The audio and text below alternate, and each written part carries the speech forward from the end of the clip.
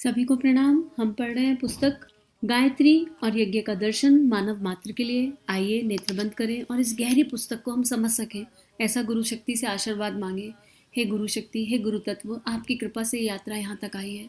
ये स्वाध्याय हम सभी के लिए मंगलमय हो, ऐसा आशीर्वाद दीजिए कि इस स्वाध्याय को हम आपकी वाणी से, आप ही के विचारों से, आप ही की प्रेरणा से, आप ही की प्राण शक्ति से करें, ऐसा दिव्य देव आशीर्वाद दीजिए। हे ऋषि मंडल, हे देव मंडल, हमें चारों तरफ अपना दिव्य देव कवच दीजिए।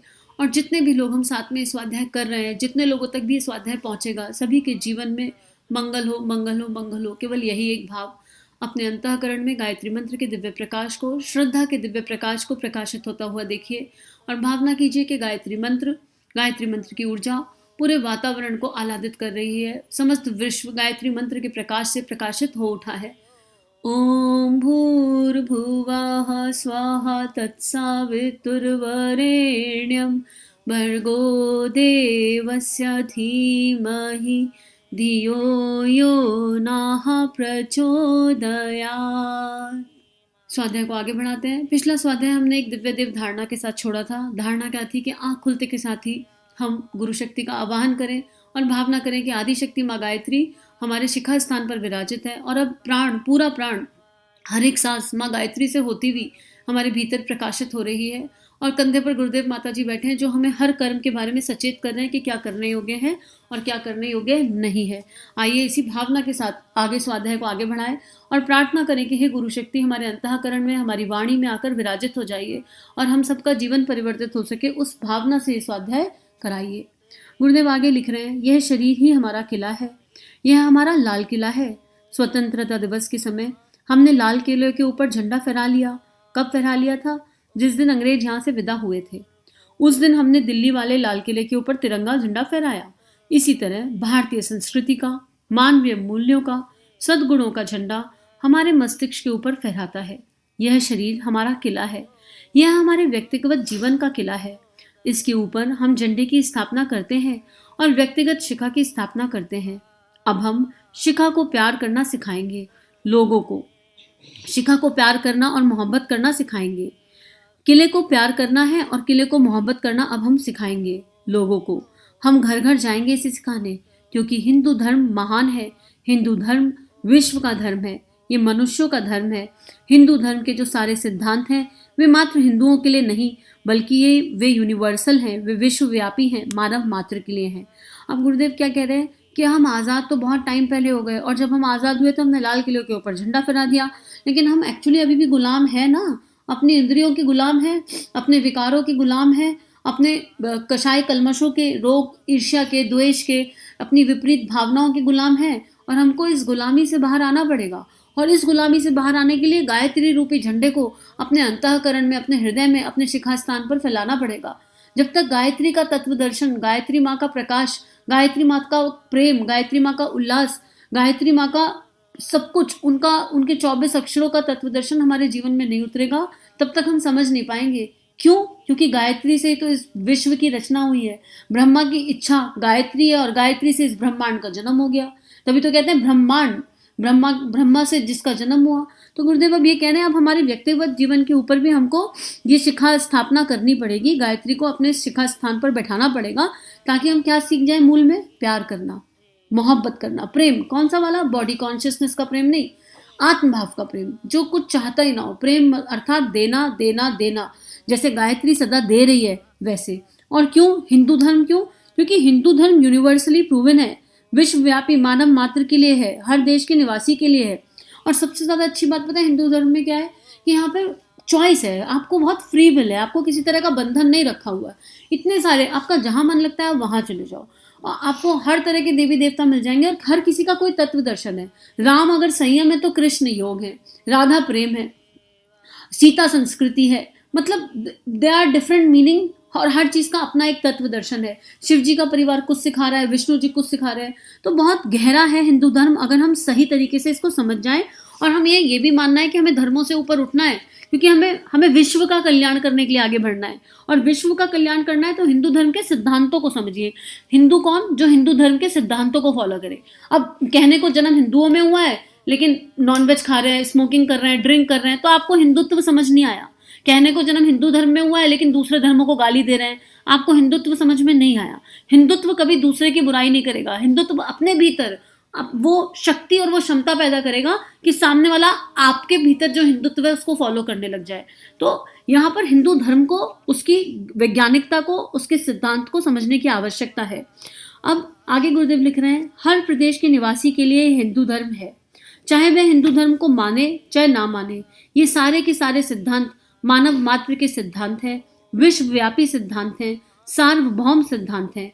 सारे के सारे धर्मों का निचोड़ हमारे हिंदू धर्म में है। क्यों है? हिंदू धर्म का मूल क्या है? हिंदू धर्म का मूल है जिसे हम शिखा कहते हैं, जिसको हम यज्ञोपवीत कहते हैं। अब हम इस झंडे को नष्ट नहीं होने देंगे और हर हिंदू को कहेंगे कि आपको इससे प्यार करना है। किससे? गायत्री से, गायत्री के तत्व दर्शन से, गायत्री के 24 अक्षरों से, गायत्री की शिक्षाओं से। एक बहुत सुंदर सेट है, 24 किताबों का सेट है, उसको अगर पढ़ना चाहें कभी तो पढ़िए। उसमें गायत्री के एक एक मंत्र की, एक एक अक्षर की व्याख्या की गई है। मतलब एक अक्षर के ऊपर एक किताब है। मैंने वो बहुत पहले कभी पढ़ा था, लेकिन इतना सुंदर है पूरा स्वाध्याय, बहुत ही गजब का है। तो कभी पढ़िएगा उसको अगर समय मिले। आगे गुरुदेव लिख रहे हैं, आप भी अपनी संस्कृति से प्यार करना सीख जाइए। आप अपनी माँ को प्यार करना सीखिए, अपने बाप को प्यार करना सीखिए, क्योंकि गायत्री माता यज्ञ पिता। अब गायत्री से अगर ब्रह्मांड का जन्म हुआ है तो गायत्री हमारी माँ हो गई ना, और यज्ञ पिता है क्योंकि निराकार में अग्नि है, तो गायत्री माता यज्ञ पिता। और जिस इंसान ने, जिस मनुष्य ने अपने माता पिता से प्यार नहीं किया, वो कहाँ और किससे प्रेम कर पाएगा। तो हिंदू तत्व का, हिंदू धर्म का यूनिवर्सली प्रूवन इसलिए क्योंकि उसका आधार ही गायत्री माता और यज्ञ पिता है। ये हमारा महत्वपूर्ण क्रियाकलाप है और आपके इस क्रियाकलाप का हम विस्तार करेंगे, आपके मनों में और जनता के मनों में इसको स्थापित करेंगे। जब मुसलमान भारत आए थे तब उन्होंने कहा था कि सुनो, हम तुम्हारी चोटी काटना चाहते हैं, अब तुम हमारी चोटी को उतार दो। लोग बोले ठीक है, ताकत आपके हाथ में है और फौज आपके साथ है, बंदूक आपके हाथ में है, हम क्या कर सकते हैं, हथियार हमारे पास नहीं है, आप जरूर हमारी चोटी काट सकते हैं, लेकिन एक मेहरबानी कीजिए। क्या मेहरबानी करें? आप इस चोटी को यहाँ से ना काट कर गर्दन से काट दीजिए। कारण चोटी की जड़ यहाँ तक आई है, यदि आप इसे यहाँ से काट डालेंगे तो हमको संतोष बना रहेगा और हमको कोई दुख का एहसास नहीं होगा और शांतिपूर्वक दुनिया से चोटी भी चली जाएगी और हम भी चले जाएंगे। अतः आप हमारा सिर काट डालिए। लाखों व्यक्तियों के सिरों को मुसलमानों ने कलम कर दिया। अपनी शिक्षा और जनों को हम कितना प्यार करते हैं आपकी तो नहीं मालूम, पर हमें मालूम है।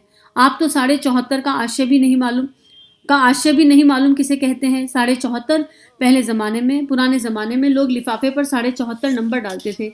आपको मालूम है क्यों डालते थे? जो कोई इस लिफाफे को खोल लेगा उसको 74.5 मन जनेऊ जो अगणित हिंदुओं ने पहन रखे हैं और काट डाले गए थे मुसलमानों के द्वारा, उसकी जो हत्या उन्हें पड़ी होगी, पाप पड़ा होगा, उस आदमी को भी पाप पड़ेगा जो हमारी चिट्ठी को बिना बताए हुए खोल लेगा और चुपचाप पढ़ लेगा और फिर चिपका देगा, बंद कर देगा। उतना ही उसे पाप पड़ेगा। पता नहीं पाप पड़ता था या नहीं, और वह 74.5 मन जनेऊ थे कि नहीं, मैं इस बहस में नहीं जाऊंगा। लेकिन भावना ये थी कि हम लोगों ने 74.5 मन जनेऊ और शिखा कटवा दी, और उसके लिए आप अंदाजा लगा लीजिए 74.5 मन जनेऊ जिस तराजू पर तोले गए होंगे उसके लिए कितना खून बहाया गया होगा, कितनी गर्दनें कटाई गई होंगी। हमने बहुत गर्दनें कटाई, हमने अपना बहुत खून बहाया, क्योंकि हम अपनी शिखा को प्यार करते हैं, जनेऊ को प्यार करते हैं, अपनी चोटी को प्यार करते हैं। अब गुरुदेव यहाँ इस सब चीज़ों से क्या बता रहे हैं? गुरुदेव कोई हिंदू मुस्लिम नहीं बता रहे हैं, हिंदुत्व की बात बता रहे हैं कि अपने सिद्धांतों पर अडिग रहो, अपने प्रिंसिपल्स को फॉलो करो, और उन प्रिंसिपल्स के लिए, उन सिद्धांतों के लिए अगर गला भी कटवाना पड़े तो कटवा दो, उससे पीछे मत हटो। अगर आपका सिद्धांत है सत्य बोलना, तो आपको उस सत्य की राह पर चलना पड़ेगा, फिर उसके लिए चाहे कुछ भी हो जाए। अगर आप उस राह पर नहीं चल सकते तो आप किसी से अपेक्षा भी नहीं कर सकते।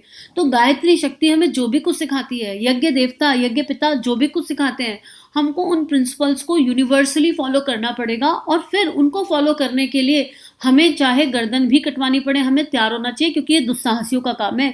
इसमें बहुत ज़्यादा साहस की आवश्यकता है, और यहाँ पर इसको बिल्कुल अदरवाइज मत लीजिए। बहुत सारे मुसलमान ऐसे हैं जिन्होंने गुरुदेव के अनंत प्रेम और स्नेह को अनुभव किया है, अनंत प्रेम और स्नेह को।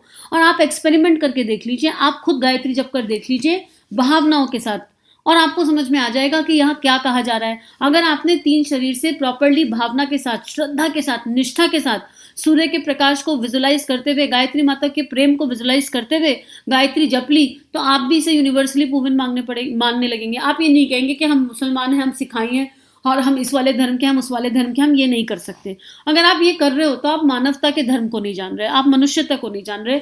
यही बात यहाँ गुरुदेव कह रहे हैं कि अब ऐसा नहीं होगा, अब हम जागृत हो रहे हैं, क्योंकि अब ब्रह्मांड में एक ही मंत्र की गूंज होगी, वो गायत्री मंत्र है।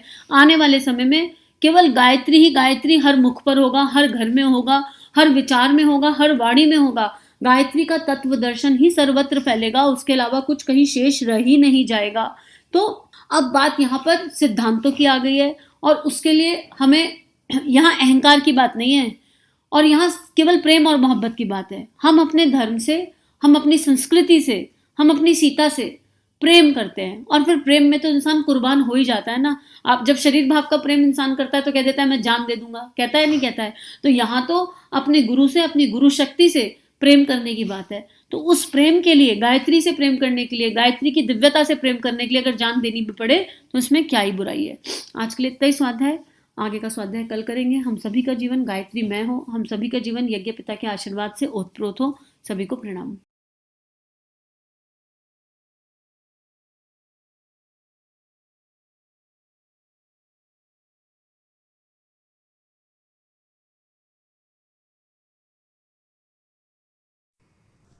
हमारे YouTube चैनल को सब्सक्राइब कीजिए और बेल आइकन पर क्लिक कीजिए ताकि आने वाली सभी वीडियो की नोटिफिकेशन आपको मिलती रहे। आप सभी को बहुत बहुत थैंक यू।